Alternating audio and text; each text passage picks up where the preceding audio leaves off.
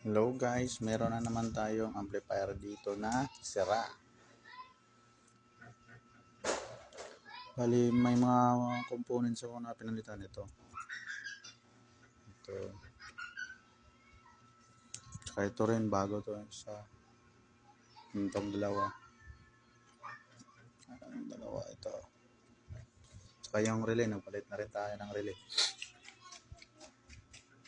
Ngayon, ang problema naman, gumana na yung meron ng out dito, tapos yung right channel, yung isa, yung channel A yata, channel A, mahina. Sobrang hina, hindi katulad ng isa. Kaya ito na naman yung troubleshoot natin ngayon. Titingnan natin kung saan yung sira. Okay, pabalikan na lang natin mamaya pag nakita na natin yung problema.